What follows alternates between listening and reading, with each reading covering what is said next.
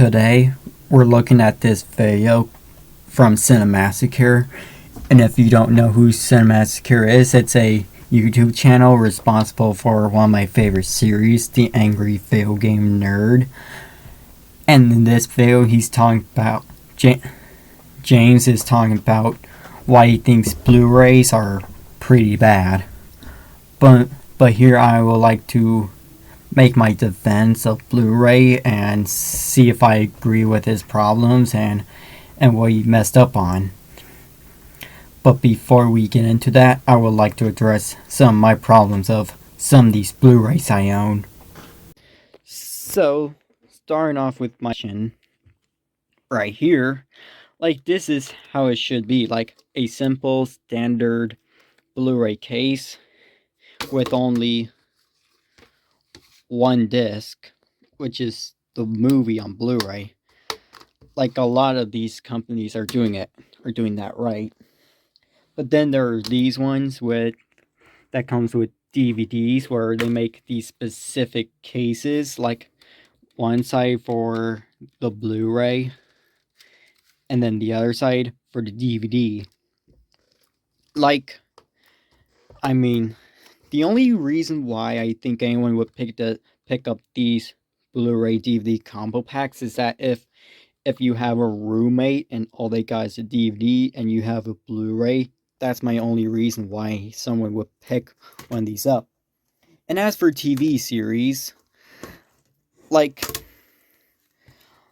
sometimes they would put each episodes in their own little disc, but if you do it, but as long as they take up less space on your shelf, it would be fine. But then we get into just these big old cases that take up a lot of space on your shelf.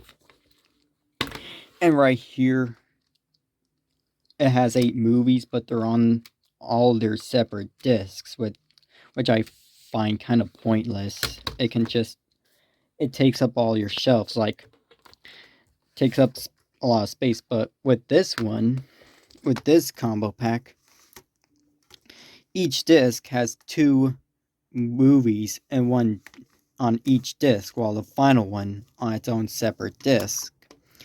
I mean, sure, the discs are limited to how many data they can hold, but why can't this one have like 2 movies on each disc? It's just a waste of space on your shelf.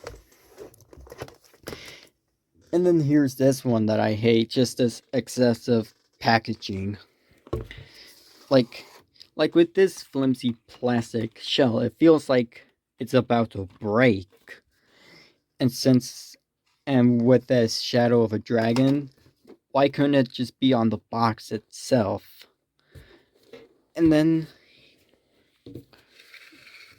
right here, come on. Like, it got these little plastic shells, like, let me get something. Yeah, this thing just kind of reminds me of these little plastic sleeves that goes over this DVD. These things, and Blu-rays have these things too, which I find these things kind of pointless. And here we got this, we got these standard disc tray things, but with these things, it feels like they're about to come off, like this one. Not sure how well you can see, but it feels like it's starting to fall off.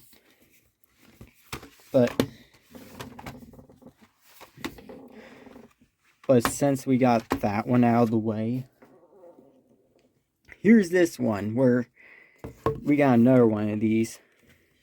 And just let me use both hands. Alright, we got one of these plastic shells. So let's get that out here.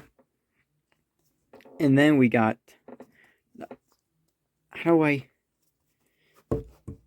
oh yeah, it's another one of these pointless shells. And now we got, what is this? We got these plastic papers, and where are these little sleeves that can hold the disc? Why can't it be like one of those other cases that I showed off before? Like sometimes with these, they could get lost inside these pockets. So now, let's get on with the video.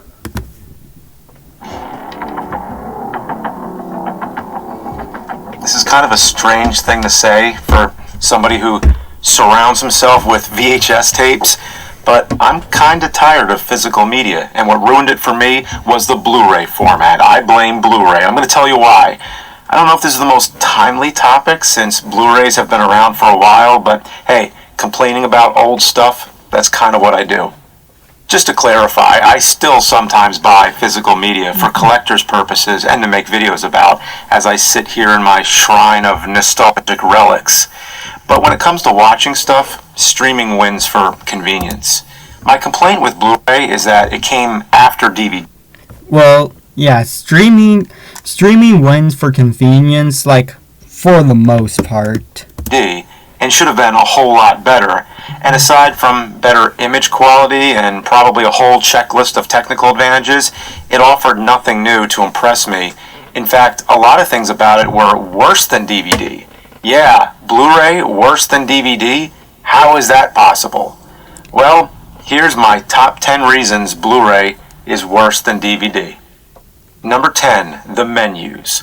Remember when DVDs had awesome menus? This goes to show what can get done when somebody thinks, hey, we have this new technology. We can make interactive menus. Let's get creative with it. In Wayne's World, it's like you're browsing a cable TV menu. You can even click on random things that have nothing to do with the movie. Some DVDs, like House of a Thousand Corpses, would have a character from the movie talking to you. You don't quit doing the asshole shuffle and pick one of these goddamn options, I'm gonna come over there and put my boot up your ass. Yeah, I have that DVD, but yeah, I do own that DVD. I'll always remember the Spinal Tap DVD where the band complains the logo is too small. Hello. Oh, that's great. I recognize it. Stop. No, it's getting too small. Wait, blow it up. Blow it up. Where'd it go? But I haven't seen that many great menus on Blu-ray. Hardly any, in fact. I mean, it's real bad when you're able to compare the same movie and the DVD menu shows 1,000 times more effort. The Blu-rays are always either just a 10-second loop of the movie or it's the same stock menu. Yeah, I can't even tell you how many times I've popped in a Blu-ray and saw that same stock menu that anyone with a computer could make. Yeah, but not everyone cares about all those creative little menus on DVDs. All they want to do is just hit play on the menu and just watch the movie. In fact, if I opened Adobe Encore right now, which is outdated itself, I could use one of those templates and make something better in 10 minutes. What happened to the art of menus? Number 9, bonus features. Remember when DVDs were loaded with extras like documentaries, trailers, TV promos, commentaries, deleted scenes, and bloopers? Sure, Blu-rays had them too, but not as often. It seemed whenever a Blu-ray had a good amount of extras, the price was also extra. Why's it gotta be a special anniversary release? With DVDs, it seemed the idea was always to include as much material as possible to help push the new format. But with Yeah, but not all DVDs have all those extra bonus features that you just explained. Blu-rays, it was just the bare basics. At the very least, a movie on Blu-ray should have all the same bonus features that were on the DVD version, even if they're only available in standard def. That's no reason to leave them off entirely. I'm sure there's copyright reasons and contracts they didn't want to renew and stuff like that. And whenever I bought a Blu-ray, my intention was always to replace the DVD version. But instead, I have to keep 2 versions sitting on my shelf because all the same stuff isn't on there. Yeah, basically, I do replace the DVDs with Blu-rays too, just like what I did with a Jaws 3 movie collection, which had all the sequels and Peter Jackson's King Kong, Friday the 13th, Part 1, 2, 3, 4, 7, and 8. Number 8, oversized cases. They overcompensated. Yeah, I did just explain those cases that I own. For sure. With Blu-rays, it's always too little or too much. If you want that special edition with all the bonus features, you better be prepared because it ain't gonna fit on your shelf. Yeah, I agree. Those things, they look worse. But those are only all these special edition, collector's editions, thingies, whatever they are. But if you buy like a standard ones, you're not gonna get that problem at all. What am I supposed to do with this? When I ordered this on Amazon, I had no idea it was going to take up so much space. So much for alphabetical order. I guess this is going somewhere else. Number 7, the disc holders. This is not something I ever thought needed to be discussed. The simple invention that existed since the beginning of compact discs. CDs, DVDs, they all had the same thing. It was a circle that holds the disc. You push it, it releases. Done. What's so hard about that? It was simple, it worked. But then Blu-ray came along and said, hey, let's complicate this. Let's make it a big pain in the ass. So they came up with all kinds of new ways to reinvent the wheel. Yeah, I just showed you, like, a lot of those Blu-rays, they still have those little circles in the center. And if I'm correct, I believe DVDs has some of those sleeves too. Like sleeves. Well, that's great. Now I have to handle the disc in a way that smudges it with my fingers. And sometimes the discs fall back in the sleeves and get lost. And how about those ones that just hang on to round pegs? Those don't work either. I'll never forget the infamous Back to the Future trilogy set that actually had instructions. You need instructions to tell you how to remove a Blu-ray? And to this day, I still can't figure it out. You have to, like, bend the discs. It feels like they're about to break. And there's these latches that seem like they're meant to hold it in, but it doesn't hold it in. Anytime I've opened this thing, the discs are loose. Did the person who invented this ever even see a CD? Number 6, reconfiguring buttons. I have a PS3, which I strictly use for watching movies. I have yet to find another Blu-ray player with a better remote control than the PS3. So since he said he only has a PlayStation 3, I believe this is where a lot more problems jump in. The main thing I like about it is that it's Bluetooth, so I don't have to actually point the remote at the player. The PS3 is the only DVD Blu-ray player I know that has a Bluetooth remote. I'm not saying no others exist, I just can't find any. And honestly, it's been a long time since Yeah, like when I bought this one third-party Xbox remote, which I have a photo on the screen for you guys. I expected that one to be Bluetooth, but it's only IR, so that's really annoying. I looked. But anyway, I love this remote. I love that I have no problems using it in the dark because I can always feel that round circle in the middle anytime I need to pause and play. Push the middle for pause and play, push the left for rewind, and the right for fast forward. It's very intuitive and I love it. But then Blu-ray came along and messed it all up. Now, for most Blu-rays, not all of them, but for most of them, the middle circle does nothing. Now, if I want to pause, I have to press the dedicated pause button, and then to play again, I have to press the play button. Not only is it two separate buttons now, but the stop button is in between. And I would also like to add, like I do use my Xbox One, and I mainly use my standard Blu-ray player by Philips, and both those remotes for both systems, both the pause and play buttons are on one button. So at least there are some people that actually got it right. So when I'm in the dark, feeling around, I have to be extremely careful not to hit the stop button. If I do, it goes back to the PS3 menu and the entire disc starts over. If I was halfway through watching a movie, I now have to wait through all the trailers and commercials all over again and then start hunting for that spot in the movie I left off at. Just because I hit stop. Why did the buttons have to change? Number 5, software updates.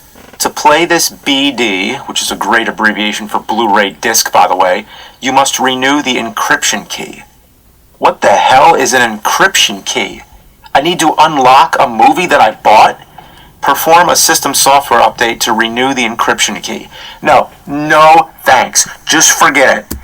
Yeah, that issue is probably made exclusive for your PlayStation 3. Like, when with my Xbox One and Blu-ray player, it never had that option. I never had to update any of my Blu-rays that I got at all. So that's probably the only issue that you're having. Wow, I don't think physical media is truly physical when you have to connect to the internet. That's a death sentence to physical media right there. Number 4, ownership by Sony. How do we get so casual about the idea of one company owning an entire format? Stop and think, nobody owned VHS. Anybody who made video content of any sort could release it on VHS without paying royalties to any one company. That's why VHS had more content than any other medium. DVD didn't even catch up. When you think of all the low-budget indie movies that were on VHS, all the 80s workout tapes and instructional videos, there was more stuff on VHS than any other format. But each time a new format comes out, the amount of titles just shrinks and shrinks. Sure, there's new stuff coming out that obviously isn't being released on VHS, but the point here is that nobody exclusively owned VHS, nobody exclusively owned DVD, but now Sony owns Blu-ray. That's why we had the competitor HD DVD, which lost, but it was the first time in my life being aware that a format war was going on. But don't you remember the Sega Genesis versus Super Nintendo? That is basically a format war right there. And the video game format war is still going on today with Nintendo, Sony, and Microsoft. Which was basically just one big pissing contest. Number 3, the name. Maybe it's just me, but Blu-ray is kind of a dumb name. It's not the worst name, it's just, it's weak. I can't believe we're stuck calling it that. I mean, look at it, it's not even blue. Well, it's just the lighting of the photo that you have. They actually are blue, it's just the lighting. What's next, Red Ray? Well, technically, Red Ray exists too, because the ray inside the DVDs are red, while the ray on the Blu-ray are blue, so that's why it's called a Blu-ray. Purple Ray, and it's still a DVD, a digital video or versatile disc, except it's a high-def DVD. Yeah, I wish HD DVD won, so we can call it what it is. Number 2, a bookmark. Oh, and there's another thing I need to add too. Like, at my local Goodwill, sometimes I would see some HD DVDs on shelves. Like, and even once I saw a player too. I'm not sure why I'm saying that, but it feels like something worth pointing out. Marking. Sitting down and watching an entire movie from start to finish without having to stop is a luxury. When you got the time, it's great, but when you can't, you just gotta stop and come back to it later. On DVD, I rarely had a problem. I'd stop the movie, shut the PS3 down, and the next night I'd start it up again, and the movie would continue right where it left off. Yeah, basically on my standard Blu-ray player,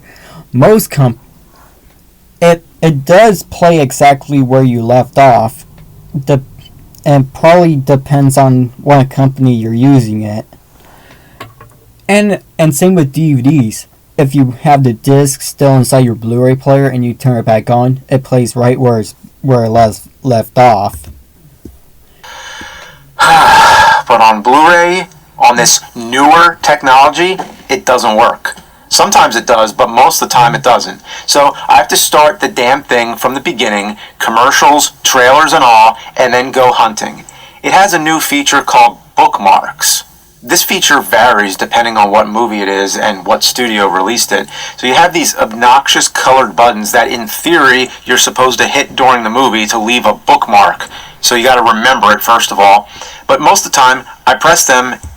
Yeah, before I had no idea what those buttons are for until I watched this video. And I did try it later on, and with some companies it works. But companies like Universal and Sony, they don't use bookmarks. Like, the only ones that I do know who use them so far is Paramount. And to go to your bookmark, you have to go to the scene selection to retrieve your bookmark.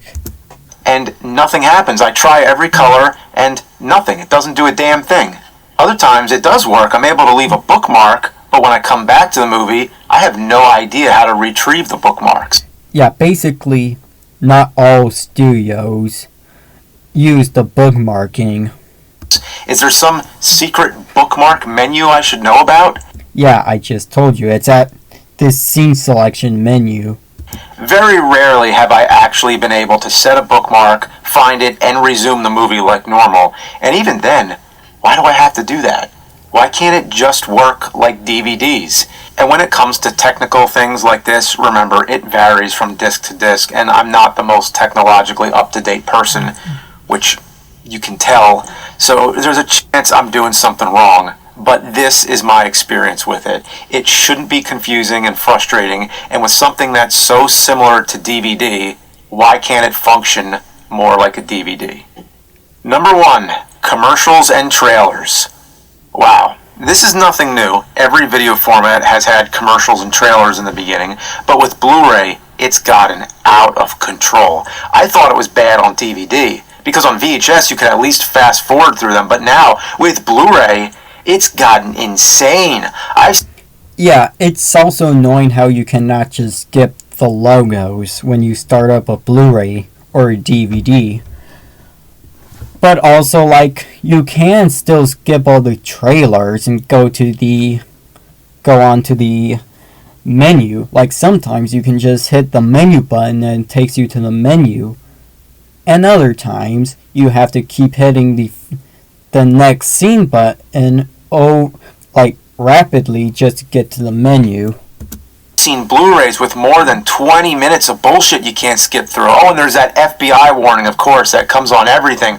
You still can't skip the FBI warnings. All I want is for the movie to start. Put the disc in, push play, and go. That's a big win for streaming, because on streaming, you click on it and it just starts. That's it. So to me, Blu-ray is much worse than DVD. But to me, I still prefer Blu-ray over the DVDs. But despite all your flaws, which most of them are wrong, I still enjoy Blu-rays anyways. Hey, it's 1080p. So yeah, I'd obviously prefer to watch the movie in high def as opposed to standard def, but to take one step forward, why do we always have to take so many steps back? I'm not even going to bother with 4K Ultra Blu-ray discs, at least not yet. Yeah, the whole world is just not ready for 4K. Like, I've heard a lot of terrible stuff about 4K Blu-ray, so I'm glad I don't own a 4K Blu-ray player, because you would have to buy a specific TV for that stuff. And same with 3D Blu-rays. You remember Blu-ray 3Ds? You would have to buy a specific TV and a player just to use one of them. I need to hear some good things about it first. If you think there's a good reason, let me know in the comments. But I'm more about streaming right now.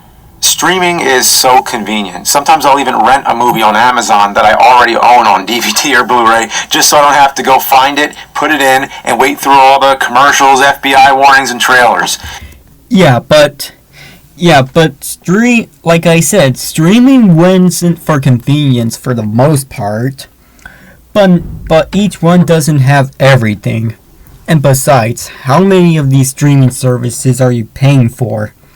Like, the only ones I'm paying for are Hulu, Amazon Prime Video, Crunchyroll, and before I used to use Funimation until Sony moved their service to Crunchyroll, and so I switched to High Dive.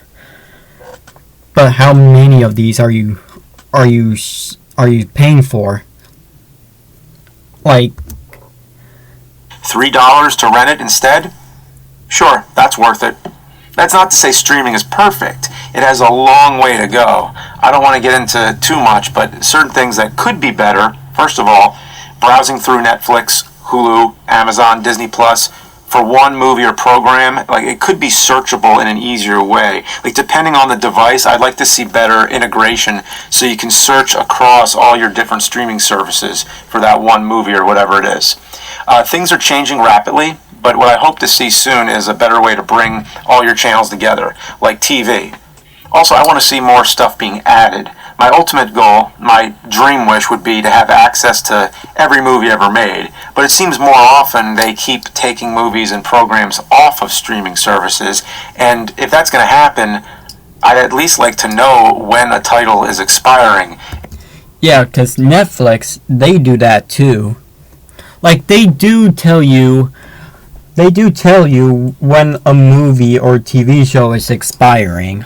It seems like a courtesy to just say, hey, this title is leaving on this date, which they sometimes do. I think that helps to get more people to watch it, too. If I knew something was leaving, I'd make it a priority to watch that. Another big reason why physical media can't be obsolete yet is because of all the bonus content that exists on DVDs. My hopes would be that more streaming services include that type of bonus content to go along with their movies. Also, when it comes to buying movies digitally, I'm still unsure what the best option is. I bought a bunch of movies on Amazon, but there's no way to organize them, and you can... Well, you can organize them on services like Movies Anywhere and Vudu and stuff. And I do use digital movies too, but I only buy movies on digital. Just only the ones that I have on physical media, just so I can watch my movie wherever I go. Only see a few of them on the screen at a time because they're in this one horizontal line that you have to keep scrolling through. It sucks. When I put something on for my kids, I'm going through, I'm like, okay, where's Lego Movie? Okay, Wreck-It Ralph, Secret Life of Pets, Leprechaun Returns. Ugh. They can't even separate them by genre? Until there's a better way to organize titles you own, I'm not too thrilled. And if there is a way, please let me know in the comments. I also have yet to know any way of migrating my physical media collection into a digital collection. I know there exist different ways, but I'm not sure which is the best and something that I'd actually have time to do.